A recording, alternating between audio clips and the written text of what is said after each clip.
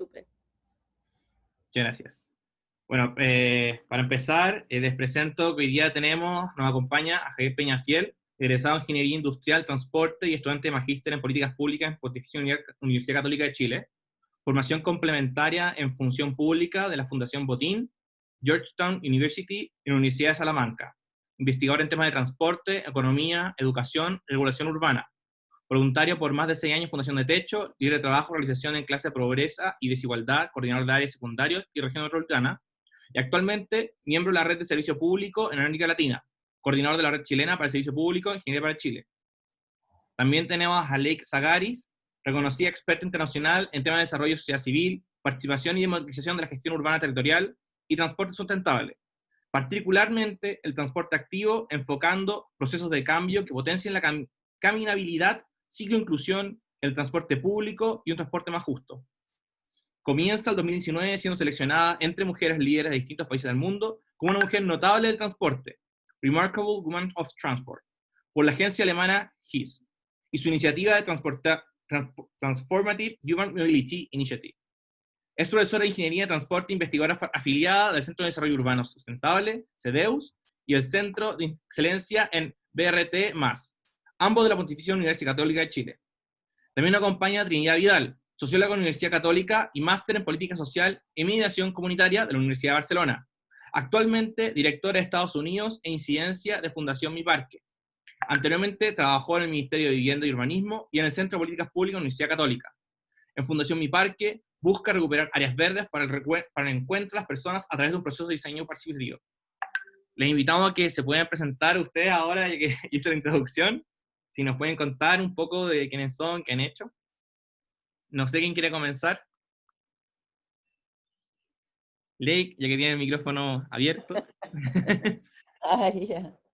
Ya. Bueno, no sé, yo soy quien soy. Partí a este mundo como poeta y llegué a ser periodista, corresponsal extranjera desde entre 1980, 2000, editora, traductora y con la propuesta de autopista Costanera Norte que estaba supuestamente destinado a destrozar Bellavista, donde vivo. Aprendí urbanismo a la fuerza y de ahí transporte sustentable y lo formalicé en la Universidad de Toronto con un magister y luego el doctorado, que sin duda me cambió y me enseñó mucho.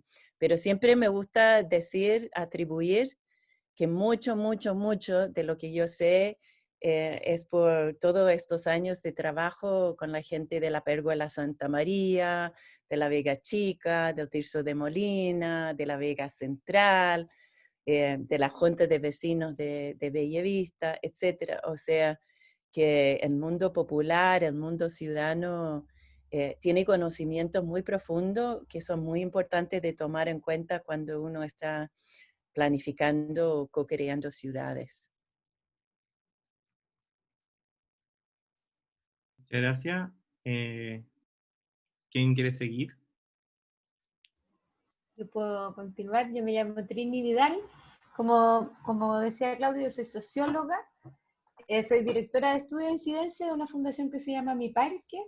Nosotros diseñamos áreas verdes y más bien lugares de encuentro de manera participativa.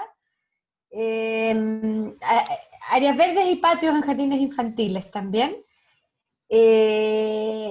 Eso yo tengo también, más allá del trabajo en que estoy hoy día, trabajé un tiempo en el Ministerio de Vivienda también, por lo que mis temas van un poquito por ahí. También en otras fundaciones, trabajé un buen tiempo en la Católica también, en el Centro de Políticas Públicas. Así que nada, pues muy, muy contenta de estar acá. También en términos no laborales me gusta mucho tejer y leer. Eso.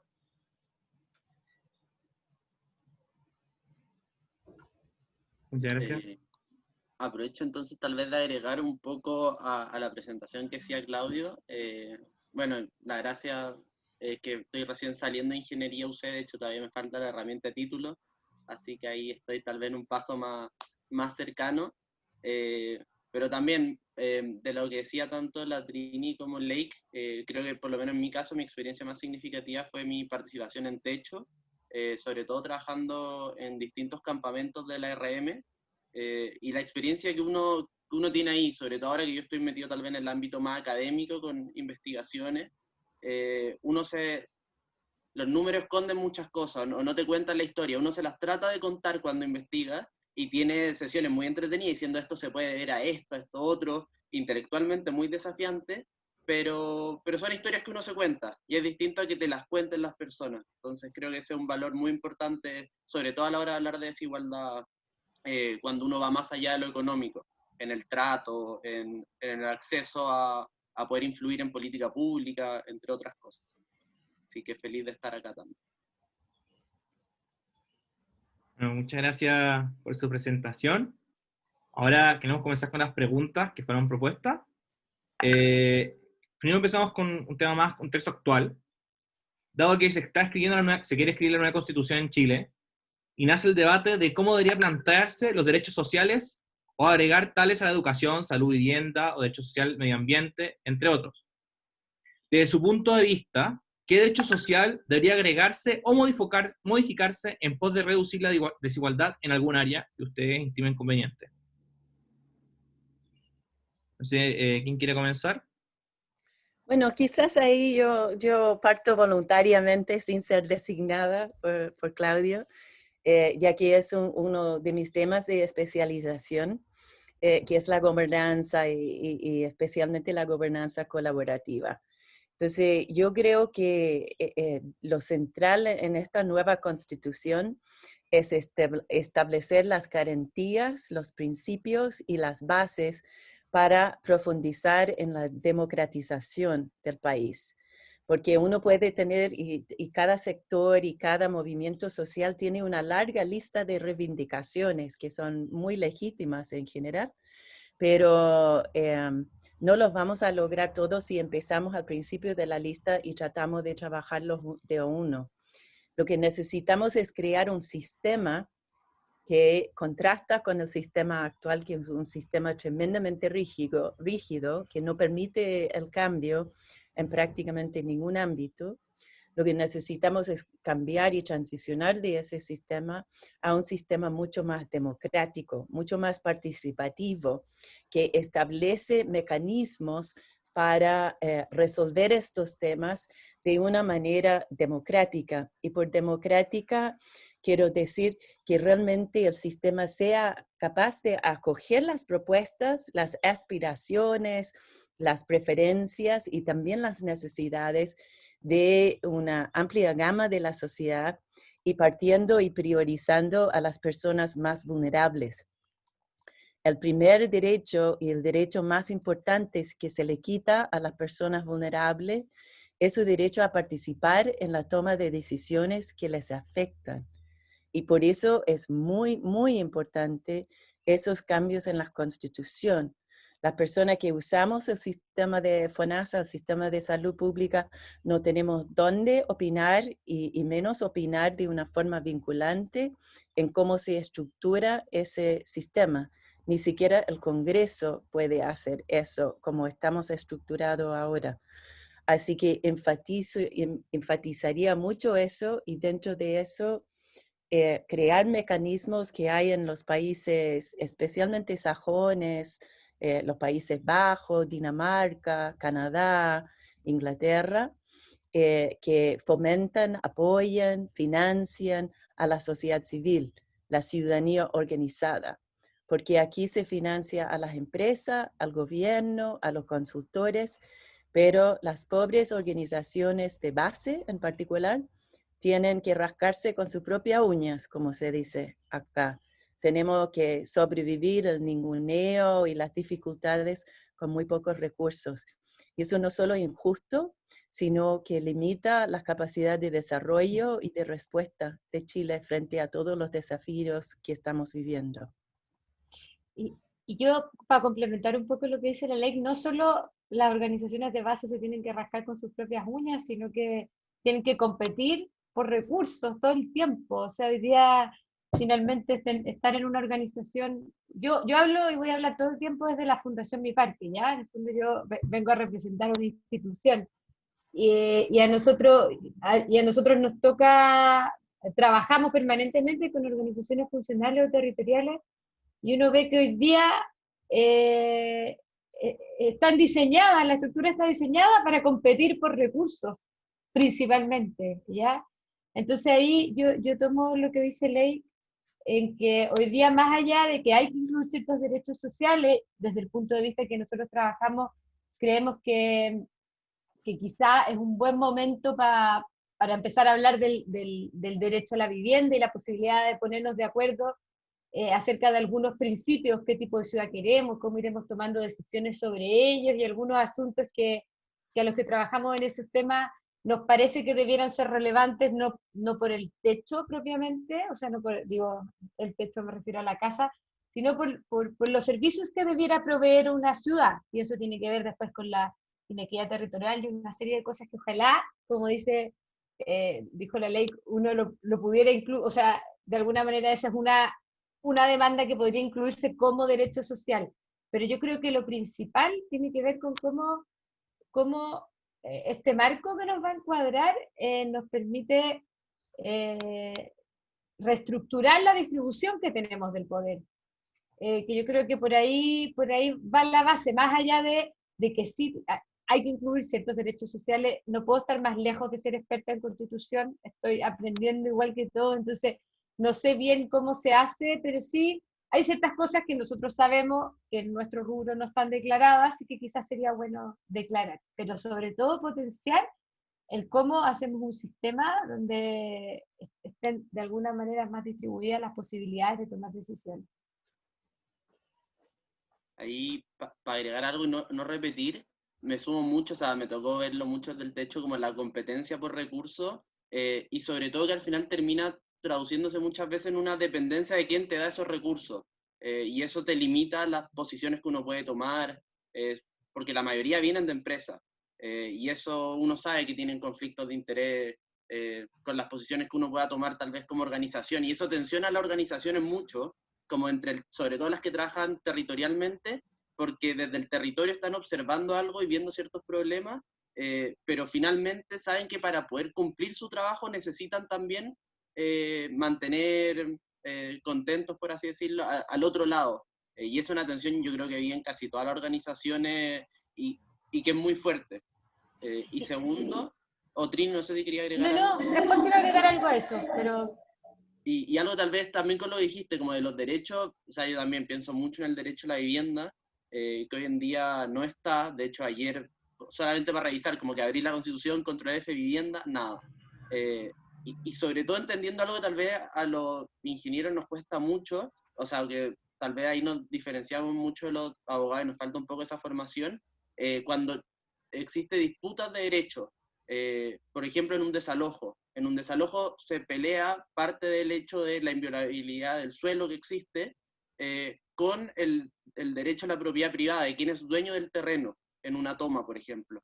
Y un desalojo forzoso que está igual bajo normas internacionales no debería poder ocurrir, pero siguen ocurriendo en Chile y eso termina siendo una violación súper importante a los derechos de muchas familias. Entonces creo que en ese sentido, más allá de la parte concreta de cómo se materializa el derecho, que tiene muchas complicaciones, porque uno no quiere que tribunales en general estén asignando políticas públicas, porque se complejiza un poco el tema presupuestario sobre todo, pero que se puedan enfrentar estas disputas de derechos de una mejor manera y con ciertas garantías para que no existan tales casos de violencia, por ejemplo, contra algunas familias. Yo quería agregar sobre el primer punto y súper cortito, solo que a mí me llama mucho la atención, más allá del funcionamiento de la sociedad civil como del ecosistema de las fundaciones, que a mí no me parece mal que haya articulación con el mundo privado también para trabajar ciertos temas. Sí, yo como presidenta de mi junta de vecinos, en general estaría, o de mi organización deportiva de algo, me tendría que concentrar en buscar recursos vía postulaciones, compitiendo con otros recursos, quizás en vez de poder concentrarme en efectivamente participar en las mejoras de mi territorio, poner sobre la mesa las necesidades de mi comunidad. Eso. Sí, en relación a eso, realmente hace mucha falta una infraestructura cívica que permite construir organizaciones ciudadanas de mucha calidad y capacidad como se necesitan. Los seres humanos nos organizamos, nos unimos para tener empresas, para tener gobiernos y también para actuar a favor del bien público. Entonces, claro, en Chile se hereda del pasado y de distintas vertientes, no solo del tiempo de la dictadura o el gobierno militar, según tu preferencia, pero se hereda un sistema que practica mucho más el clientelismo que la ciudadanía activa. Entonces, el clientelismo es justamente que yo como presidente de una asociación gremial de La Vega o una cámara de comercio o de una junta de vecinos me acerca así como con peticiones al poder, que por favor que nos conceden beneficios, que por favor, y con eso también me comprometo mi voz, mi voto, termino es muy perverso porque terminaría mucho trabajando a favor del poder en vez de a favor de los que nos unimos porque tenemos menos poder y necesitamos más poder para defender y trabajar el bien común. Entonces, esa transición desde el clientelismo a la ciudadanía, yo lo he vivido en carne propia porque en Bellavista fuimos una de las primeras juntas de vecinos en volver a organizarnos, realizar elecciones. Nos dijeron en 93 cuando lo hicimos que fuimos la más grande del país, con más de 800 personas. Y ahí empezó el debate, o sea, la junta de vecinos representa al municipio en el barrio o a la gente del barrio frente al municipio. Y puede parecer un juego de palabras, pero en esa diferencia conceptual está todo. O sea, está todo la democracia en juego. Y de ahí que venimos durante 30 años construyendo una práctica ciudadana independiente, fundamos Ciudad Viva, creamos esta cuestión urbanismo ciudadano, donde la ciudadanía, las organizaciones tomamos la iniciativa, proponemos un plan de desarrollo a la autoridad, buscamos colaborar con la autoridad, pero desde nuestra mirada, desde nuestra forma ciudadana empoderada de trabajar. Y les tengo que decir que yo fui dirigente en los 90 cuando era el alcalde Labé y ahora con la alcaldesa Maté. Y a mí estoy atónita con la cantidad de barreras arbitrarias que nos están poniendo ahora. O sea, nosotros con la B hicimos charret para rediseñar el barrio, que derivó en una nueva Pionono, con ciclovía, con veredas más anchas, eliminando el estacionamiento. Y ahora simplemente para cerrar una calle que nadie usa, un cachito de calle, para que los niños puedan tener un lugar para jugar, aprender a pedalear, mecánica de bici, me ha costado toda la semana, 2 semanas y mensaje tras mensaje, pidiendo, bueno, pero, o sea, avise. Y ahora tengo entendido, está aprobado, pero le falta un último trámite, entonces ya tenemos que partir con la difusión, si es para este sábado. Pero llama la atención que en 30 años y con 2 alcaldes que se supone incluso que son del mismo color político más o menos, uno puede percibir no solo la ausencia de un avance, sino incluso un retroceso en la relación con nosotros. No tenemos sede vecinal, una obligación legal tener un lugar donde funcionar. La MUNI tiene que darnos eso. Y habiendo un Monte Carmelo y un Constitución 85, cero. Entonces llevamos más de un año y no tenemos un lugar donde caernos muertos o más importantemente donde hacer cosas para la salud y el bienestar de nuestra gente. Es realmente, o sea, me sorprende, por sobre todo me deja atónita esta situación. Aquí a 30 años de una transición democrática que algo tan sencillo como una junta de vecinos no tiene una sede digna donde funcionar. Y sí, hay otras organizaciones del barrio que han recibido mucha inversión municipal y claro, son mucho más del lado de las autoridades actuales. Eso no está bien. Por ser independientes nos castigan en vez de premiarnos.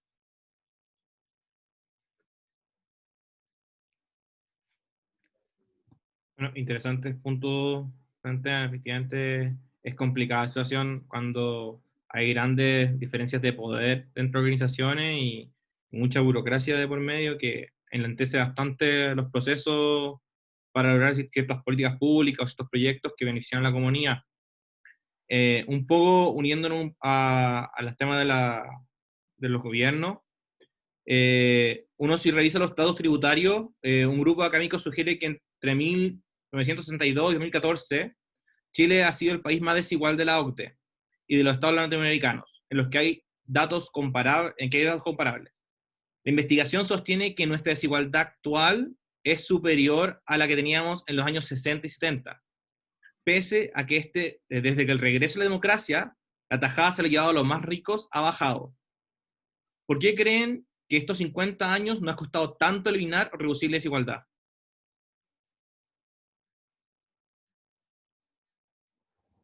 Oye, yo creo que hay varios puntos.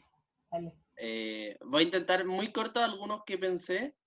Primero, creo que falta todavía como avergonzarse realmente de la desigualdad. Creo que en su minuto hubo un discurso, igual soy más joven, pero uno estudiando para atrás puede ver que había un discurso mucho más como de la pobreza es un problema y hay que buscar solucionar porque realmente limita las opciones de desarrollo de las personas, pero no de igual manera con la desigualdad.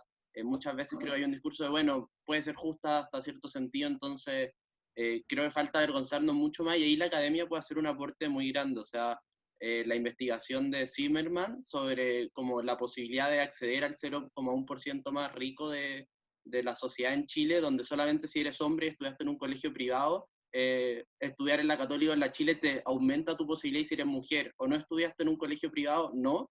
Creo que realmente te muestra lo cerrado también que ha sido la élite, que creo que también es un punto súper importante, como lo hermética que es la élite en Chile, como cómo se logró armar como una familia, por así decirlo, y que es imposible entrar, a menos que vengas de ciertas familias, pero sobre todo creo que es muy importante entender la desigualdad más desde la desconexión también, del territorio mismo, que también hablábamos antes.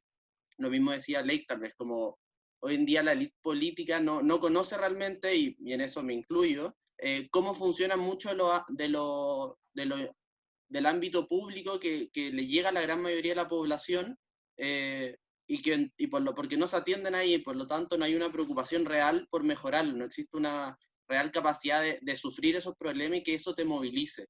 Creo que uno realmente cuando está metido en el territorio, cuando uno sufre los distintos ámbitos de la desigualdad, creo que te mueve y te genera una urgencia mucho mayor. Entonces yo creo que esos son algunos de los elementos que faltan.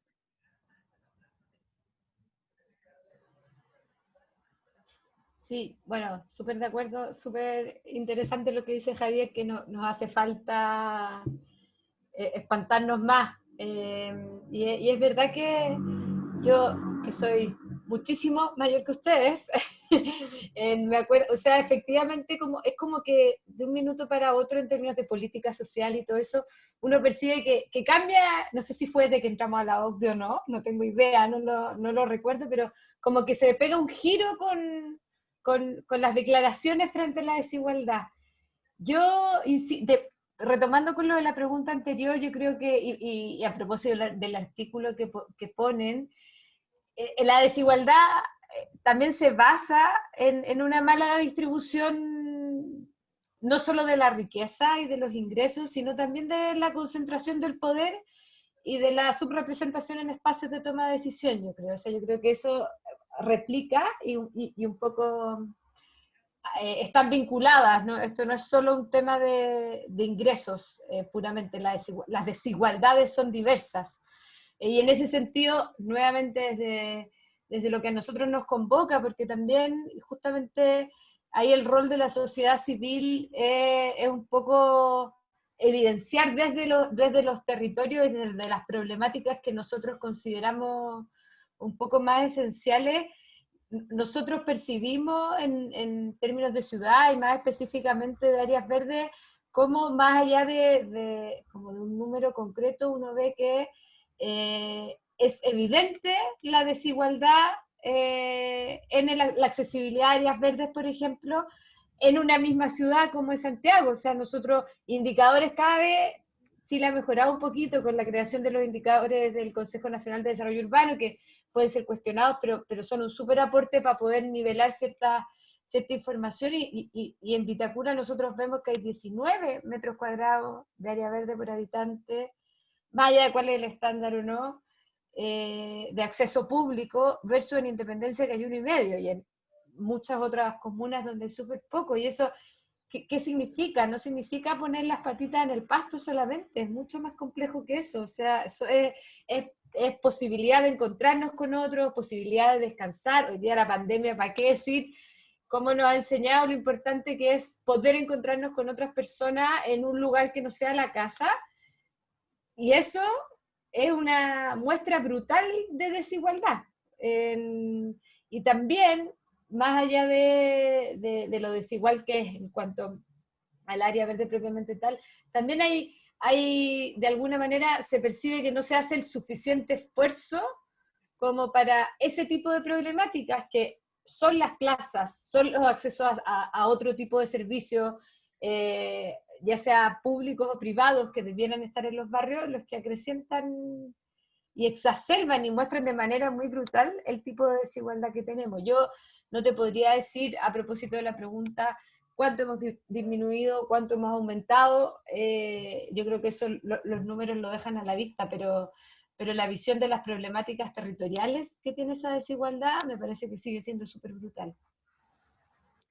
Sí, lo que yo agregaría son un par de cosas que yo creo que son bien sistémicas. Y ahí, claro, la cifra que se mejora un poco, se empeora un poco según cómo se mide la vulnerabilidad, los ingresos, etc.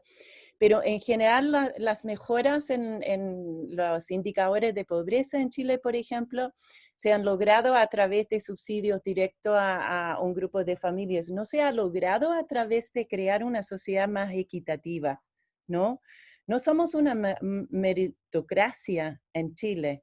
Yo conozco mucha gente que nos hicimos muy amigos y amigas durante la época de la pelea contra la autopista. Gente que partieron como vendedores callejeros y luego lograron su puesto en la Vega Chica o en el Tirso de Molina, y sus hijos ahora tienen títulos universitarios, postítulos, son gente que realmente ha brillado académicamente, y sin embargo en muchos casos no encuentran pega. Uno las encuentra año tras año de vuelta, vendiendo al lado de la mamá. Y claro, a veces es por cariño, por cuidado, por un problema familiar, pero muchas veces es porque a pesar de todas sus calificaciones, no tienen acceso a los bienes de esta sociedad. No tienen acceso a su derecho. Perdón, voy a cerrar la puerta.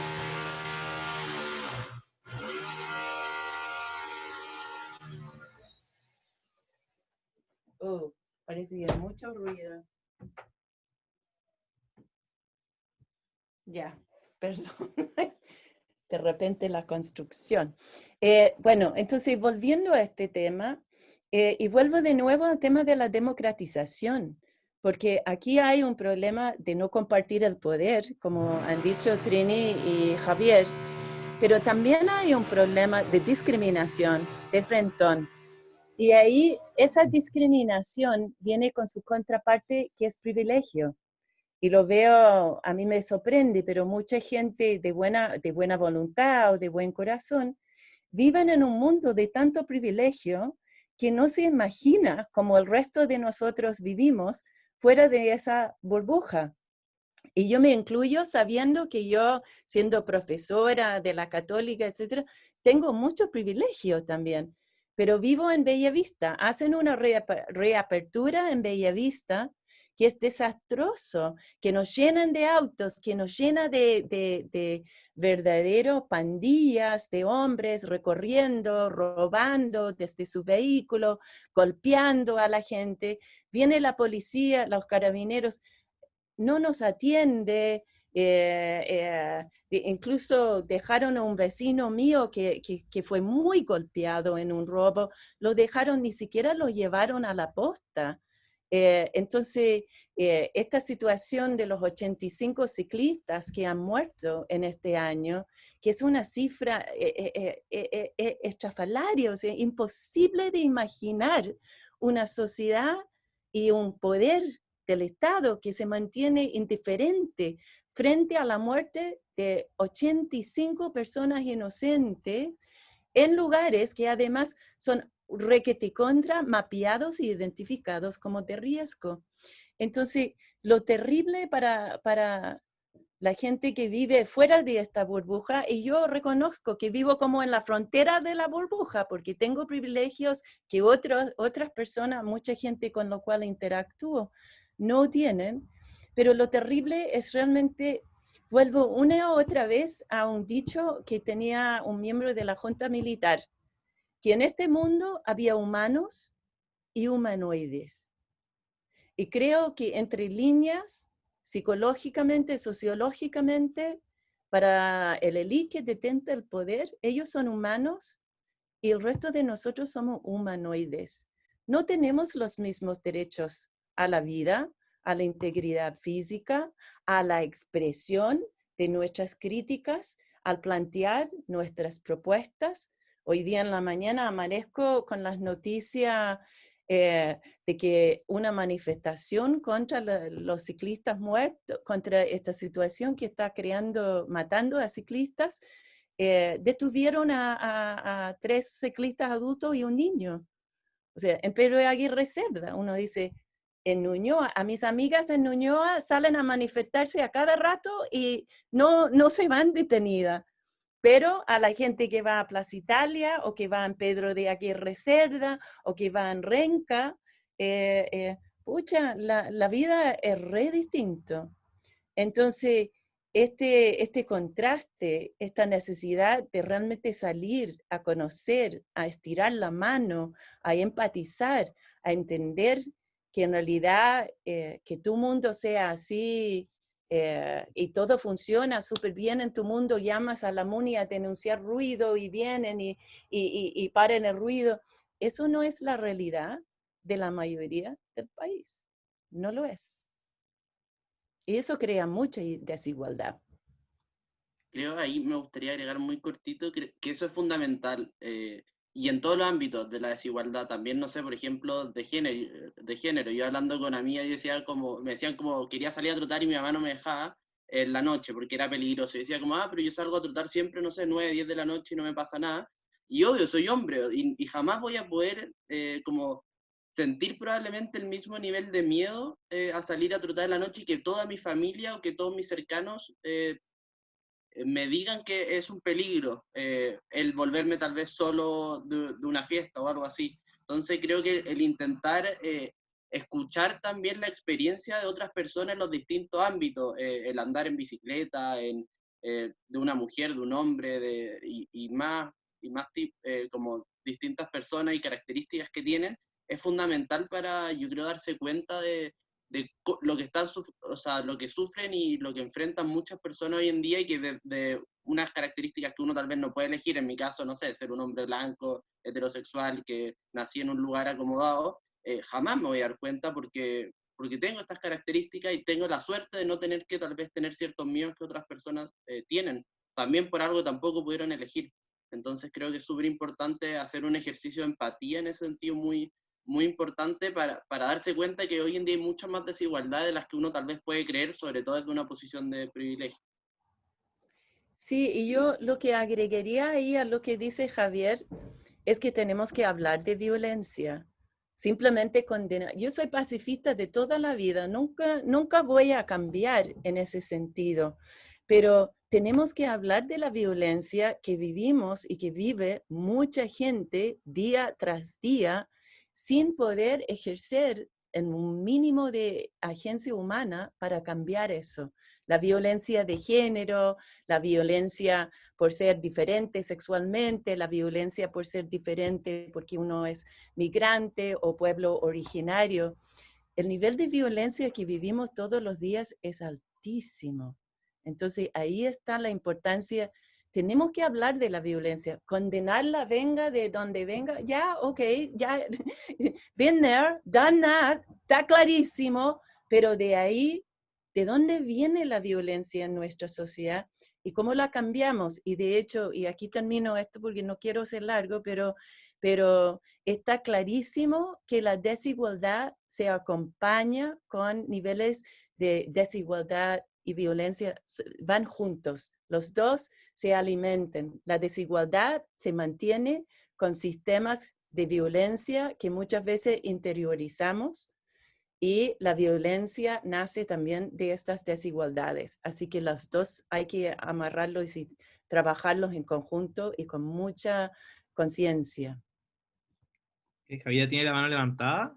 Sí, ¿puede hablar? Sí, o sea, hola a todos. Tengo 3 preguntas que me han surgido como en el camino de esta conversación, que no sé si están tan relacionadas unas con otras. Una, que quizás esto va más para Trini. Muchas veces en mi experiencia hablando del tema del acceso al área verde, sobre todo ahora que estamos hablando de que hay una escasez de agua, como que surge esa idea de que las municipalidades están eliminando las áreas verdes porque no hay agua. Pienso en la comunidad de Petorca, que no tienen agua. ¿Cómo podemos ahí darles acceso a áreas verdes o áreas que cumplan el requisito de disminuir la desigualdad del lugar? Esa es la primera pregunta. Dime tú, Claudio. No, dale nomás. Sí. ¿Yo? Sí, Ah, te ya. gustan. Ya. Sí. Bueno, o sea, yo creo que sobre Petorca tuvo agua y ya no tiene. O sea, en su minuto. Pero, a ver, yo creo, por eso dije hace un rato algo de poner las patitas en el pasto, porque yo creo que sin duda eso es uno de los valores y los beneficios de las áreas verdes, pero en nuestro país es súper diverso, cultural, social y territorialmente. O sea, hoy día una plaza en Antofagasta no puede tener nada que ver con una plaza en Valdivia, ¿ya? Y hoy día nosotros por lo menos no aspiramos a grandes esplanadas de pasto para entender como áreas verdes de calidad. Hay Santiago y las zonas del norte tienen posibilidades de tener áreas verdes adecuadas a su territorio, y yo creo que eso es súper clave para que un área verde subsista, ¿ya? Hoy día una gran explanada de pasto no debería existir en Santiago, es un tipo de verde que funciona en Colombia, en Bogotá, donde llueve todos los días un poquito, o en Londres, donde llueve casi todo el año un poquito, y donde eso se sostiene solo. Pero hoy día yo creo que lo que tienen que hacer las municipalidades no es transformar los espacios de encuentro en espacios café, sino más bien hacer diseño con perspectiva territorial, con pertinencia territorial. Y eso significa adecuar la infraestructura verde y urbana a las posibilidades que tiene el territorio, que no son solo económicas, son territoriales, ¿ya? Y eso significa poner la vegetación que corresponda que haya para esa localidad. Y por supuesto que también tener espacios cómodos de estar en verde, pero cuantificados de manera, o sea, hoy día nosotros usamos el estándar de máximo un 15% de pasto en Santiago, y un 15% distribuido no en unas planas que sean canchas de fútbol y que se usen como canchas de fútbol, porque tampoco lo resisten, sino que sean lugares para estar, para sentarse, acompañados de árboles adecuados para el territorio, de arbustos, de vegetación, que transforma un espacio en un espacio verde, pero adecuado para el territorio. El caso de Petorca, claro, es particular porque en realidad probablemente la flora o la vegetación que uno pondría ahí se ha tenido que ir transformando a la falta de agua, y no es la vegetación como que tradicionalmente hubiera tenido ese lugar, que es lo mejor que puede ocurrir. Nosotros hacemos buenas plazas y buenos lugares en Antofagasta, trabajamos en el Valle del Choapa con pura vegetación que corresponde a ese lugar y que genera entornos de encuentro verdes, por decirlo de alguna manera. No sé si respondí a tu pregunta. Sí, perfecto. Lo Sí, otro perdón, dale. yo agregaría algo a eso como urbanista, ¿no? Porque planificamos ciudades, pero en Chile planificamos vivienda, no planificamos barrios, no planificamos sistemas de vida. Estamos con la no planificación generando sistemas de vida que no dan vida.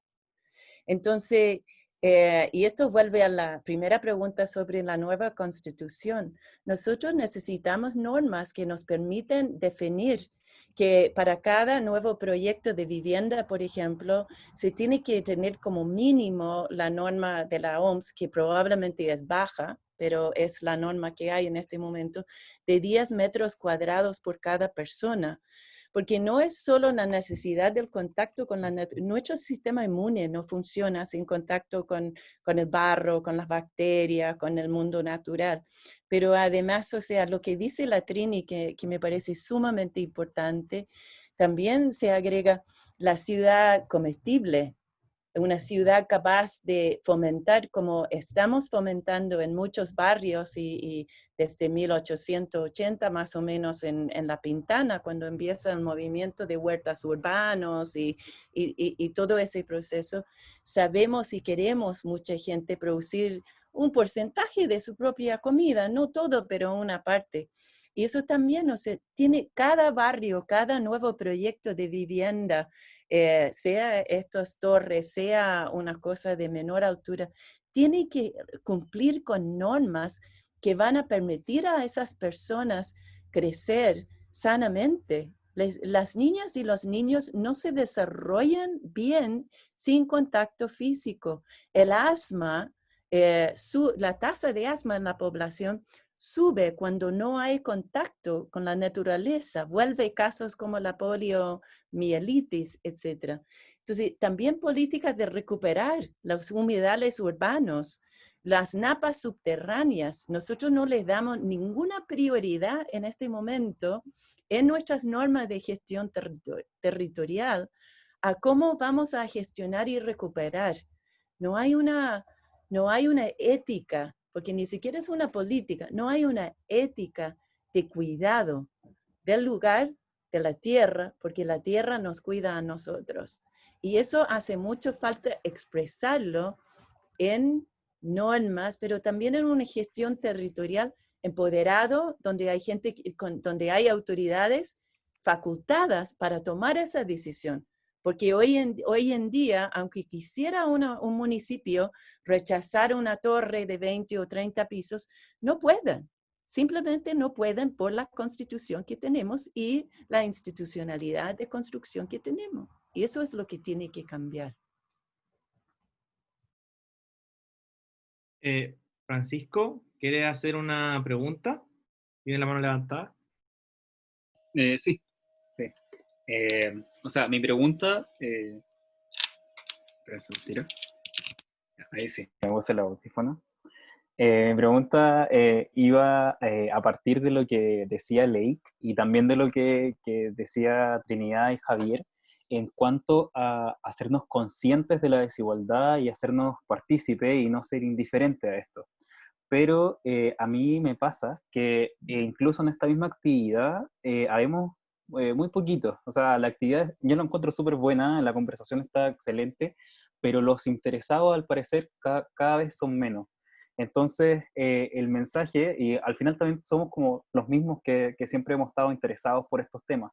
Entonces, mi pregunta va en cómo hacer llegar este mensaje de hacernos conscientes, de tener una responsabilidad, de tener una ética mejor, como a toda la ciudadanía o a más gente, en verdad. Yo discrepo con una de tus frases, cada vez somos menos. Yo ya, bueno, llevo 7 años en ingeniería UC, en general no te sabría decir si es que ha aumentado o disminuido, yo creo que varía mucho en el tiempo, pero sí en estos años yo creo que, por ejemplo, todo lo que es desigualdad entre hombres y mujeres, ha crecido mucho el nivel de conciencia sobre todo lo que viven, no sé, estudios, por ejemplo, demuestran la cantidad de horas libres que tienen más los hombres que las mujeres por no hacerse cargo de los labores domésticos. Y son cosas que yo creo que si preguntaba hace 5 o 10 años, no sé si había ese nivel de conciencia mucho más masificado. Entonces yo por lo menos soy optimista y creo que sí hay avances, y uno los ve también que se logran avances transversales en ese sentido. Uno lo puede ver a nivel político, más allá de izquierda o derecha, cómo hay ciertas luchas que se pueden abarcar desde los distintos ámbitos, que antes tal vez era muy complejo.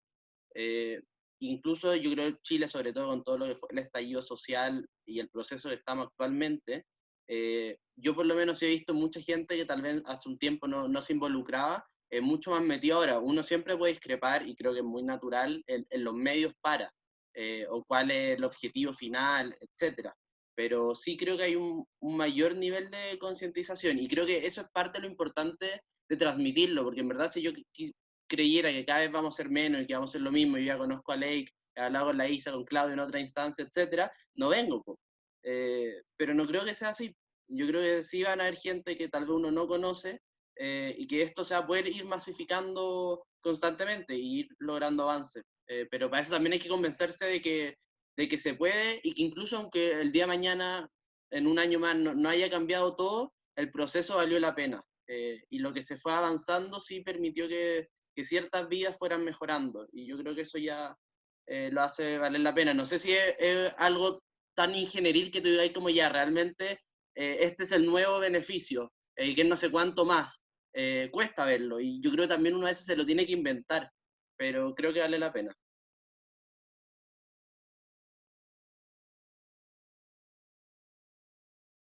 Javiera, ¿la mano levantada? Sí, no sé si Trinidad y Lake querían decir algo de cómo llevar como incomodizar a más gente respecto a la desigualdad. No sé si se les ocurría algo antes de dar mi segunda pregunta. Mira, lo que yo agregaría es que encuentro realmente impresionante el nivel de participación que hay hoy en Chile. O sea, que más de la mitad de la población está dispuesta a salir a votar por algo tan abstracto y que podría parecer tan lejano como una constitución. Es realmente impresionante. Yo me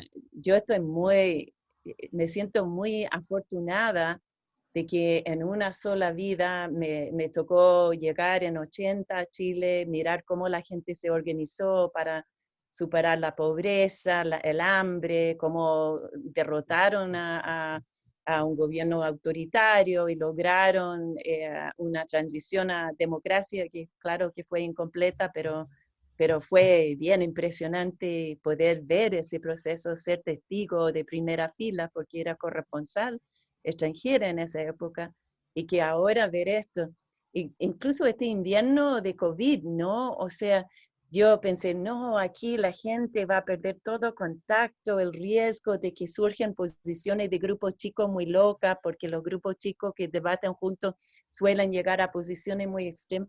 Nada de eso. Hubo una ola de aprendizaje ciudadano, hubo miles y miles y miles de sesiones Zoom sobre todo tipo de temas, con todo tipo de personas, incluso gente de sectores muy populares que las estadísticas indicarían que no tienen acceso a Internet, no van a poder conectarse con Zoom.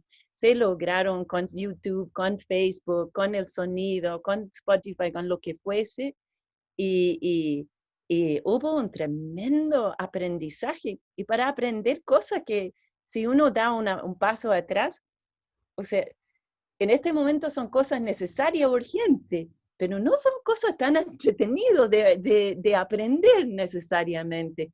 Entonces ahí hay un componente de disciplina, de apertura, de ganas de conectarse, que yo creo que eso todo indica que se está reforzando, profundizando, que de una manera muy, muy poderosa y muy importante para este pequeño país, porque Chile tiene la posibilidad de ser una especie de Holanda de América Latina. No por pequeña, no podemos ser líderes en muchos temas.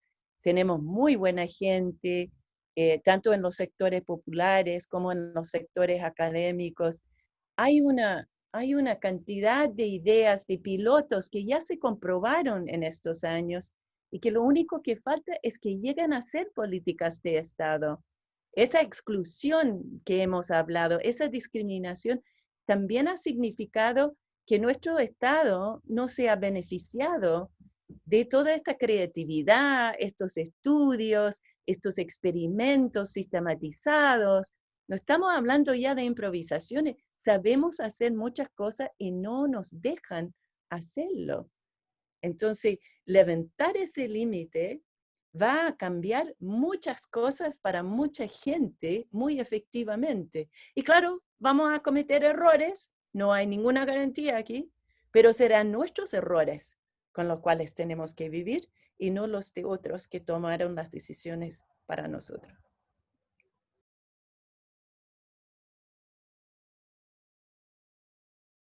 Frida o Trinidad, tal vez Claudio, quieren decir. si puedo aportar algo muy cortito, más tal vez un tip práctico que tal vez pedían. Creo que, o sea, yo por lo menos creo 100% que el ejemplo. Yo llevo 3 años y tanto siendo vegetariano porque creo que tiene un impacto importante la dieta y creo que puedo también entender que no todas las personas tal vez pueden asumir ciertas luchas, cada uno elige las que quiere, pero desde un punto de simplemente decir, bueno, yo llevo esta dieta porque esto me mueve y esto me hace sentido y se puede, y yo estoy mostrando que se puede. Y de a poco, partes de mis círculos que tal vez yo jamás, que eran los que primero me molestaban, como, como no comís carne, sobre todo tal vez siendo hombre, está más asociado a la masculinidad con el asado y todo. Y hoy en día hay muchos amigos en grupos de más conservadores que se han vuelto vegetarianos y sin nunca yo haberles dicho como, oye, ya está vegetariano. Simplemente viendo que se puede y que uno puede tomar ciertas luchas e intentar aportar en eso. Y yo por lo menos, volviendo al lado optimista, lo he visto mucho en los últimos años, así que reitero ahí el optimismo, pero yo creo que es mucho más desde el activismo como del ejemplo de hacerlo, intentar uno como vivir las luchas y sabiendo que ninguno es un activista perfecto, soy vegetariano, no soy vegano, tampoco le puedo exigir a alguien que no es vegetariano que lo sea, pero mostrando que todos podemos aportar un poco a esto en la medida que nos podamos ir comprometiendo. Y yo creo que eso queda. Y eso termina siendo de mucha gente, termine diciendo, oye, voy a poner un poco más de mi parte también. No, yo en verdad iba a tomar lo que dijo Leigh. Yo creo que hoy día Francisco al revés, o sea, y eso es un tema de percepciones, pero yo sí lo veo como un tiempo donde nos hemos hecho conscientes de este tema y ese es un poco el origen del estallido también y del momento constituyente que estamos viviendo hoy. Entonces, eso. Pero es un buen punto en todo caso. Muchas gracias por la respuesta y sorry si suena muy negativo. Mi pregunta... No, sé, está loco. Justo me quedé pegada. ¿Me escuchan? ¿Sí? Ya. No, lo que les iba a preguntar era, quizás esta es como súper extremista, pero pensando en que la desigualdad tiene muchos parámetros, o sea, muchos aspectos, como decían, la educación, el género, acceso a áreas verdes. Los quería poner en el hipotético de si es que ustedes estuviesen en una posición de poder hacer un cambio, ¿cuál sería el primer aspecto que tomarían? Como, ¿cuál sería el primer cambio que harían? ¿Desde qué área? Eso, quizá un poco extremista la pregunta. Oye, se pasaron las preguntas difíciles.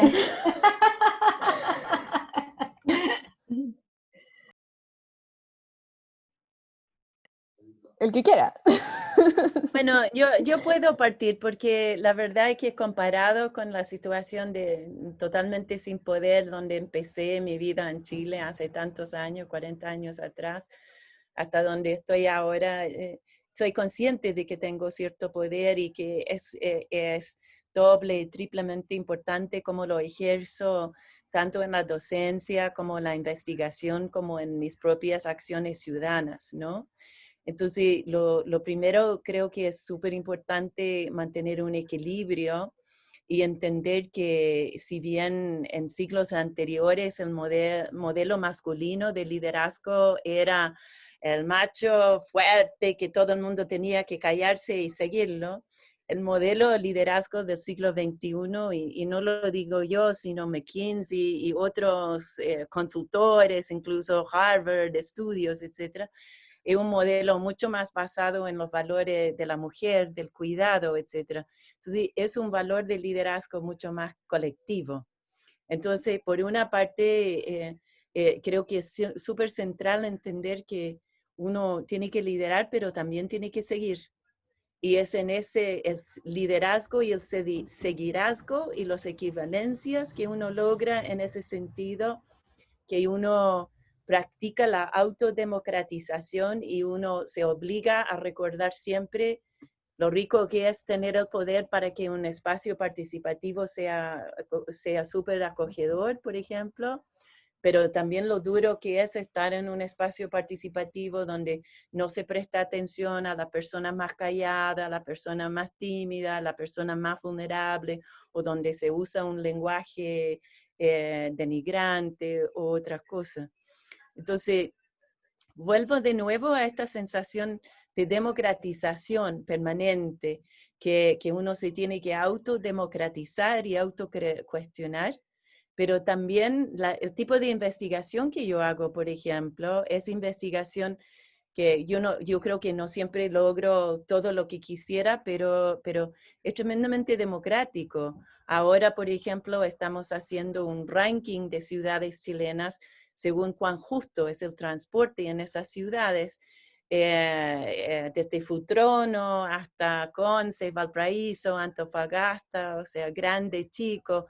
Parece que Graneros es un buen candidato para ganar ese ranking, acabamos de descubrir.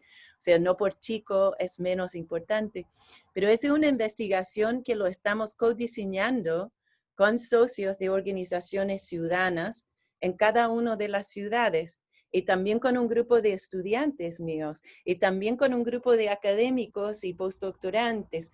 Entonces, mezclar todas esas perspectivas es una forma de ejercer el poder de una forma que el objeto de la investigación también es socio y sujeto de la investigación.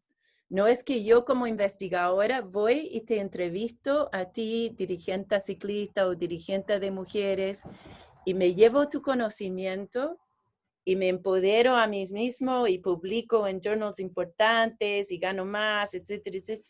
No, y nunca más te devuelvo, nunca más te atribuyo, nunca más reconozco que es tu conocimiento, no es mío, que yo aprendí algo de ti. Y es importante ese acto permanente de humildad, al mismo tiempo que, claro, como mujer y cientista social en ingeniería, me tengo que empoderar, me tengo que obligar a actuar con convicción, etc. Entonces, es esto de estar constantemente pensando en pesos y contrapesos, siendo activo, siendo pasivo, siendo líder, siendo seguidor, autocuestionándose y escuchando las críticas también, que se te llueven también de este mundo. Entonces me quedo como que en tu caso, una vez estando en una situación de poder, entiéndase que también eres, cumples todo lo que tú escribiste, de ser tanto líder como seguidora a la vez. Tu primer como acción o tu primer toma de acción sería el darle esa posibilidad a más personas, como disminuir la desigualdad de personas que pueden hablar y dar su opinión y dar su conocimiento. Javier, ¿qué sería lo primero que harías? Yo comparto totalmente lo que dice Lake. Creo que hoy en día hay un problema muy importante de no escuchar. Porque además si uno no escucha es imposible llegar a acuerdos. Sobre todo si uno escucha como por decir que escuchó y que hizo el proceso participativo. Entonces creo que eso es súper importante porque también uno cuando escucha puede llegar a darse cuenta que hay muchos consensos en cierto ámbito.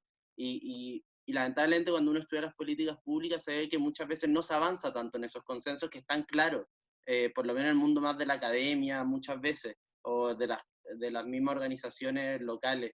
Entonces creo que en ese sentido hay que darse cuenta que el no hacer algo es una elección también, y que muchas veces lamentablemente la política gana y terminan como friccionándose y no ocurriendo ningún cambio y manteniéndose lo que hay, que también genera mucha rabia.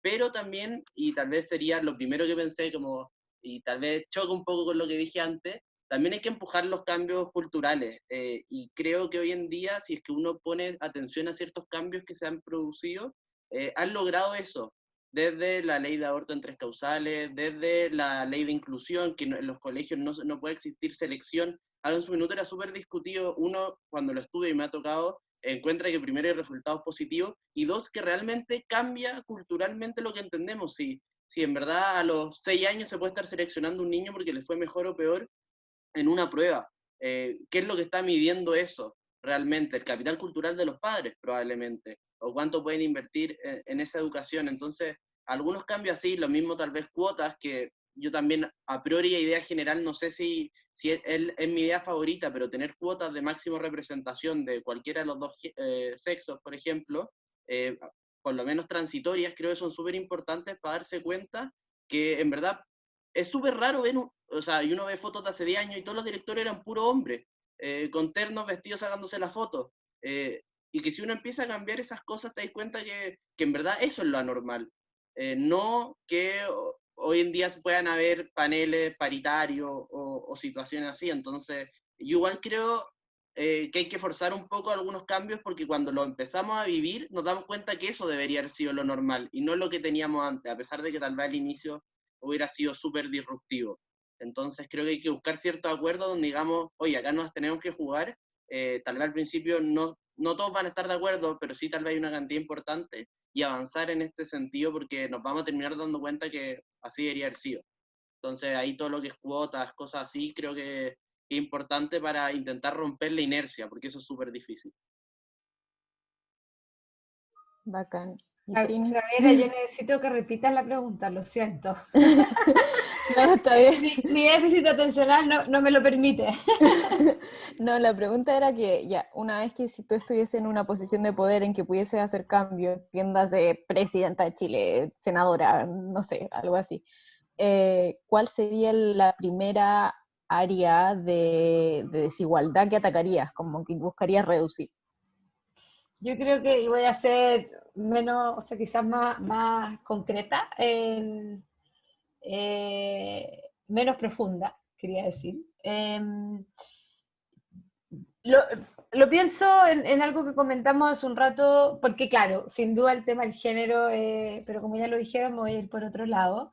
En cosas, o el tema de la carga doméstica, o que en una entrevista de trabajo siempre las mujeres nos pregunten sutilmente, hoy día ya es sutilmente por nuestra familia, antes no era sutil, o sea, hace 5 años las preguntas eran brutalmente descaradas, hoy día es más simulado por lo menos. Pero sí, yo pensaría en irme directamente al tema de los accesos a los servicios, o sea, un poco de la entrega de poder a los gobiernos locales, a que se puedan tomar decisiones en el nivel local.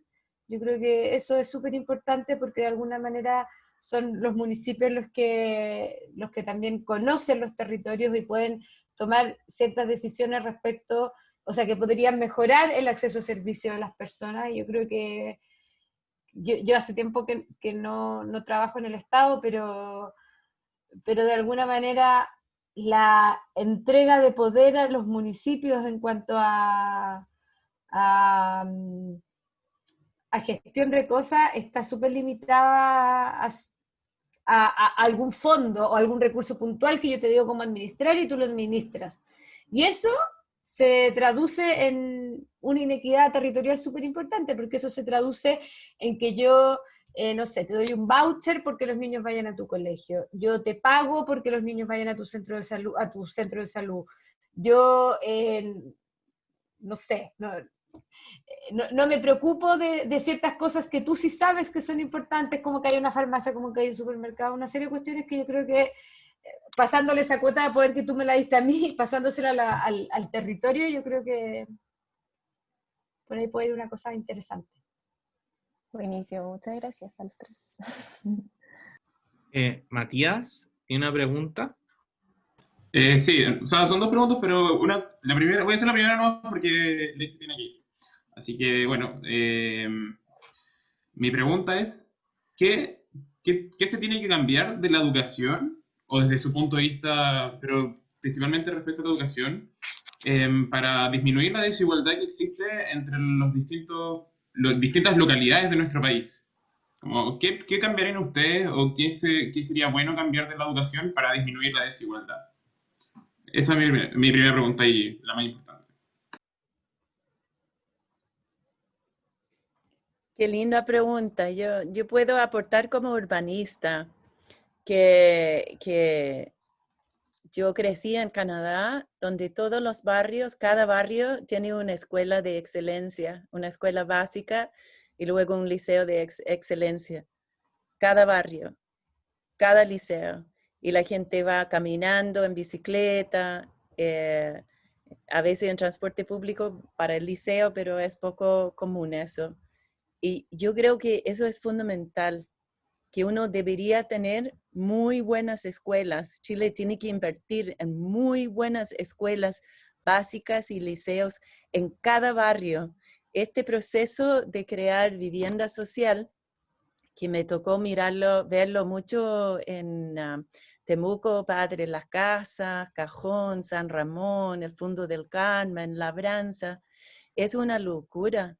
Se crea un sistema de vivienda social de 20.000 hogares, 40.000 hogares, sin ni siquiera un cajero automático, sin ni siquiera una farmacia, con suerte una escuela para todos esos hogares, y muchas veces son escuelas muy deficientes. Entonces, creo que urbanísticamente, socialmente, educativamente, devolviendo las escuelas a las comunidades, porque eso debería ir acompañado no solo de la presencia física de una escuela maravillosa con el mejor equipamiento que uno le puede dar al futuro de Chile, sino también debe ir con la participación comunitaria en la escuela, en la toma de decisiones sobre su currículum, sobre cómo se entrega la información, sobre cuánto se integra los conocimientos locales. La buena educación tiene que ser una mezcla de conocimientos aceptados universalmente con conocimientos propios. En Canadá, la educación no es tema del gobierno nacional, no tiene ninguna facultad para tomar decisiones sobre la educación. La decisión sobre currículum y todo lo relacionado con la educación se divide entre el gobierno provincial, que sería el equivalente al gobierno regional en Chile, pero claro que está democráticamente elegido ahí y no acá todavía, y la municipalidad. Y de hecho, en muchas ciudades hay una junta elegida de ciudadanía que toma las principales decisiones sobre la educación. El rol del gobierno regional o incluso nacional puede ser establecer ciertas guías y estándares, pero las decisiones fundamentales sobre la educación tienen que participar en esas decisiones la comunidad local. Así estaríamos muy beneficiados porque Chile, entre otras cosas, tiene mucha gente, mucho pueblo originario que tienen conocimientos vitales para este momento. Conocen la tierra y cómo cuidar la tierra de una forma que necesitamos con urgencia para cambiar nuestras actitudes y actividades depredadoras. Yo no digo que nos vamos todos por un lado, se puede dar vuelta al buque, pero sí que necesitamos lograr mejores equilibrios y la escuela local y el liceo local son vitales para eso. Sí, yo estoy, o sea, súper de acuerdo con Lake sobre todo en el principio, en que hoy día tener poder ir a un colegio, o sea, que tus hijos vayan a un colegio, tú también como mamá o como papá trabajador, donde también te puedas quedar tranquilo, de que es un lugar seguro, contenido, donde están aprendiendo y lo están pasando bien. esas, esas cuatro cosas, y seguramente hay más, yo creo que pueden ser súper relevantes a la hora de mejorar las desigualdades, además de lo que implica generar bases de conocimiento, por eso lo puse como una de las dimensiones que son importantes. Yo creo que hoy día es súper relevante y que es una de las dimensiones de la inequidad territorial que tenemos hoy día, que es que algunos tienen acceso y otros no.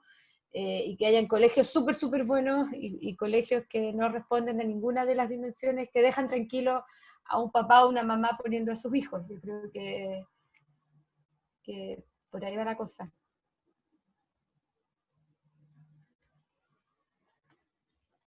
Muchas gracias por la pregunta y por la respuesta. ¿Matías tiene otra pregunta o se quedó la mano levantada? No, sí tengo otra pregunta, y esta es más breve, según yo. Pero la voy a hacer cortita. ¿Qué es lo que nosotros, bueno, yo como futuro ingeniero, los ingenieros en general, podemos aportar para para poder aportar a la reducción de desigualdades también? Porque sé que, bueno, yo como persona, también como estudiante, sé que existen muchas aristas de las que uno podía participar, pero como, bueno, ¿cómo se puede hacer ya más de forma, cómo podemos garantizar también que eso pase? Ahí yo muy cortito, yo creo que en todas las formas. No se me ocurre casi, o sea, cuando yo era más joven, salía de la universidad, y claro, mi orientación laboral ha sido siempre desde la sociedad civil, o desde el Estado, o desde las universidades. Pero hoy día yo tengo la convicción que uno puede trabajar por la desigualdad desde el lugar en que esté, casi desde todos los lugares en que está. Sobre todo ustedes que les guste o no, van a estar muy metidos en la toma de decisiones, la gran mayoría probablemente. No es que hayan trabajos o formas de hacer las cosas que sean para la desigualdad, o que hayan caminos que uno pueda poner su cuota de alguna manera. Yo creo que hoy día en el mundo privado también necesita mucho de esta visión, porque es un actor relevante. Entonces yo creo que hoy día uno no, yo no me atrevería a decir cuál tendría que ser el camino de un ingeniero o de una ingeniera, porque yo creo que, a propósito de lo que dijo Ley en algún momento, estamos en un tiempo de inflexión donde estamos todos y todas involucradas en esta concepción de un país desigual, el concepto que se le quiera poner, ¿ya? Pero hoy día también es el Estado, es la sociedad civil, y también son las empresas, o sea, generar buenos empleos, desprecarizar a los trabajadores, una serie de temas que no se hacen solo desde el mundo en que estoy yo, ni desde la academia, ni desde el Estado. Entonces yo creo que mi respuesta es, ¿dónde? En todos lados. Yo ahí lo llevaría a dos dimensiones, como profesional y como ciudadano. Yo creo que como ciudadano es fundamental en la mayor cantidad de aspectos posible involucrarse en política, aunque pueda no ser partidista, pero entender que al final cómo nos relacionamos y cómo nos entendemos como sociedad depende de todo, porque somos todos parte de la sociedad, no ninguno se va a ir a vivir a un cerro como ermitaño y aparte de toda la sociedad. Entonces, ser consciente que ahí existe mucho y que al final muchas de las desigualdades se ven en el cotidiano, en el trato, en distintos aspectos muy concretos. Y otros como profesional, yo sí creo que también hay que elegir las batallas, como que uno tal vez no puede estar peleándolas todas al mismo tiempo porque al final puede ser que no logre ninguna de la mejor manera. Pero ver lo que te apasiona y buscar trabajar ahí. Puede ser amplio, puede ser más de un tema, etcétera, pero si es la educación, meterte con todo en educación, por ejemplo. Y uno ve, no sé, todo lo que enseña Chile, hay varios ingenieros que se metieron muy fuerte ahí que yo creo están haciendo un aporte. Y existen muchos otros ejemplos muy buenos. Sí, yo agregaría un par de cosas que yo creo que son centrales. Uno es que ser hombre y ser ingeniero es ser una persona muy privilegiada, y no estoy diciendo que es fácil ser ingeniero, porque sé que no lo es. Soy profesora de ciencias sociales dentro de una escuela de ingeniería, entonces cuesta. Yo creo que gozar de lo propio es lo máximo, porque la ingeniería realmente es maravillosa y hace un aporte social, ambiental, increíble. Y al mismo tiempo, entender que hay un límite en el conocimiento de la ingeniería, en particular en Chile hoy. Hay un efecto cognitivo que se llama Dunning-Kruger, que es cuando uno se cree que sabe todo y desvaloriza a todo el resto. Y yo diría que eso es probablemente el peor talón de Aquiles de la ingeniería hoy en Chile, que hay una falta de pensamiento crítico, hay un esfuerzo, un intento por abordar problemas sociales que son tremendamente complejos solo desde la ingeniería. Yo creo que la ingeniería tiene mucho que aportar. O sea, si hay una cosa que se ha profundizado en estos años, es mi cariño y mi respeto por la ingeniería. Pero no siento que ha pasado al revés. Las complejidades sociales llevan no cientos, miles de años de desarrollo de la filosofía, de la antropología, de la sociología, de la psicología, de la ciencia política. Las ciencias sociales no son una pelotita que uno puede aprender a rebotar y listo, ya sé todo y boto a la basura tu opinión porque yo soy ingeniero y lo que yo sé es lo máximo. ¿Ah? Creo que eso es muy, muy problemático en sí, pero también porque dificulta mucho las colaboraciones. Yo tengo colaboraciones, de hecho ahora me tengo que ir por una colaboración con un ingeniero, un joven ingeniero doctorado, y estamos trabajando desde hace 5 o 6 años temas de equidad y transporte justo en conjunto, metiendo la ciencia de la planificación mía, lo suyo de ingeniería. Y realmente tengo que decir que no hay nada más maravilloso, pero tremendamente difícil cuando algunos que desde la ingeniería dicen, género, esa cuestión no tiene ninguna validez, no hay que hablar de eso.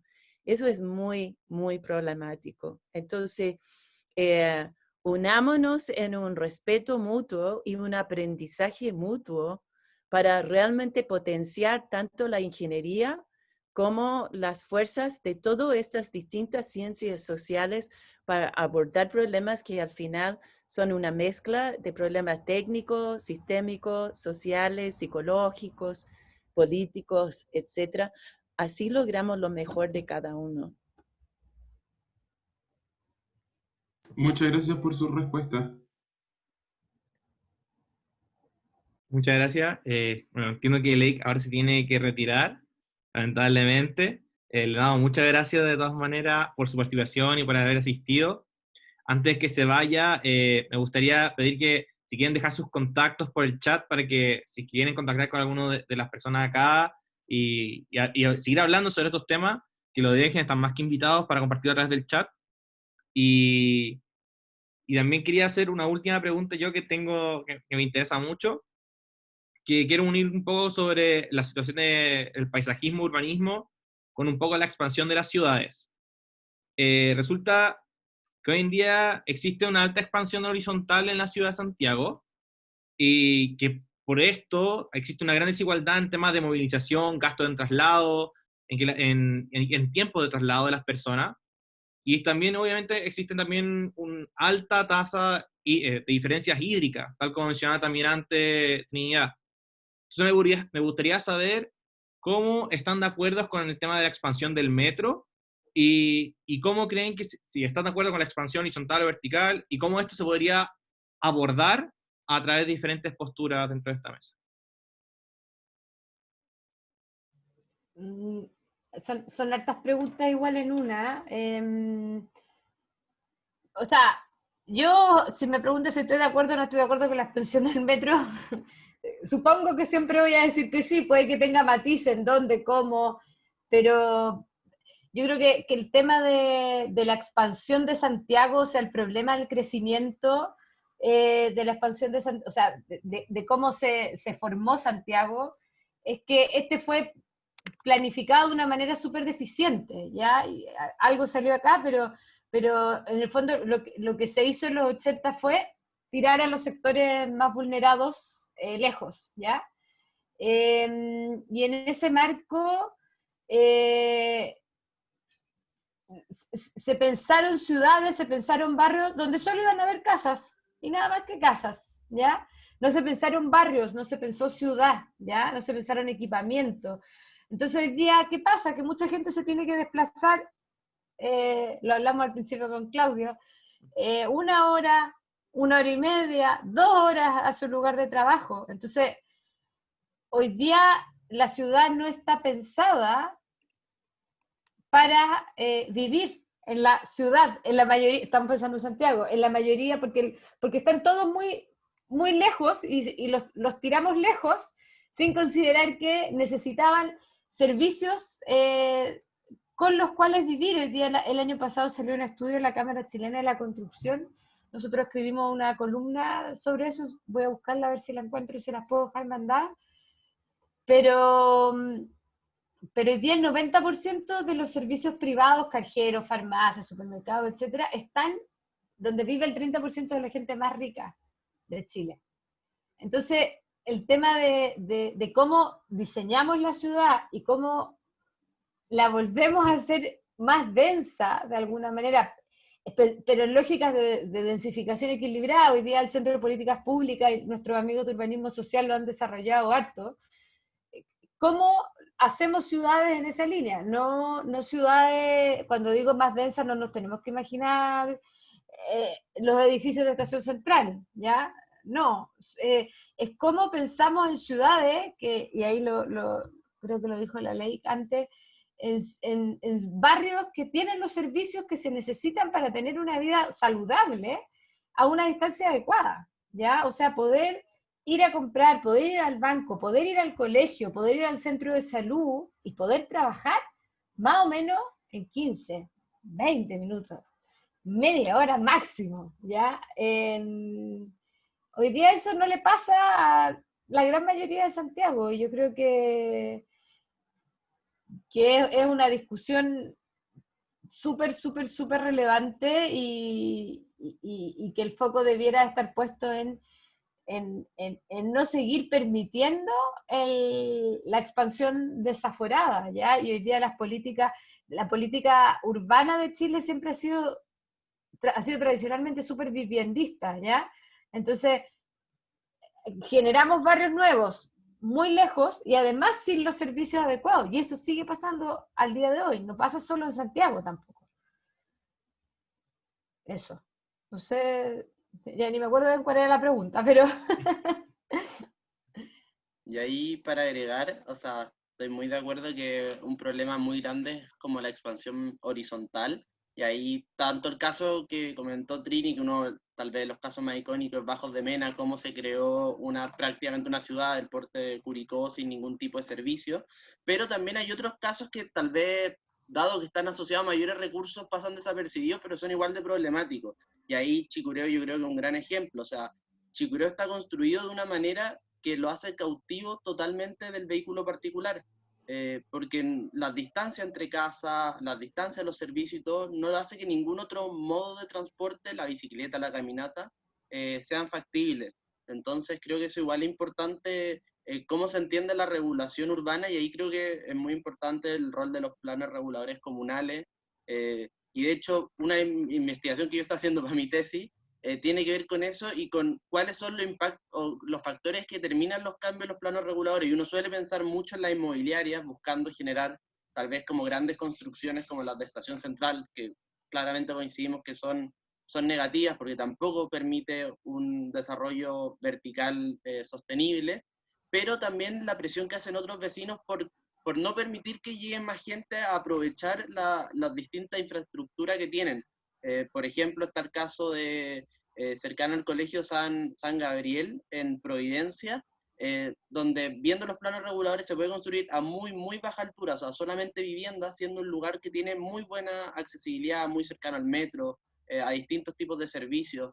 Entonces ahí también se ve nuevamente una desigualdad de posibilidad de influir en herramientas de manejo de uso de suelo, por ejemplo, y que al final se traduce en poder mantener ciertos lugares con muy baja densidad, y como la ciudad es si es que uno mantiene lugares con muy baja densidad, va a explotar en otra parte esa densidad, como fue lo que finalmente pasó en la Estación Central y en otras partes. Entonces, creo que también es importante entender la ciudad como un gran conjunto, y por eso yo creo que todas las problemáticas de ciudad son tan complejas, porque no solamente afecta lo que hacemos en un lado, que es donde también Chile ha cometido muchos errores, pero también lo que muchas veces, gracias a tener mayores recursos, se hace en otras partes, cuando se mantienen densidades muy bajas, cuando se construye con una escala que no es humana, que es solamente permitida por vehículos motorizados, por ejemplo. Entonces, creo que en ese sentido es muy importante como ciudad avanzar a una ciudad más sostenible, y eso significa densificar más en unas partes, sobre todo con mejor acceso a servicios, infraestructura pública, cerca de ejes de líneas de metros, por ejemplo, dado que tienen una mejor movilidad en general, y con eso buscar que la ciudad en general sea más sostenible.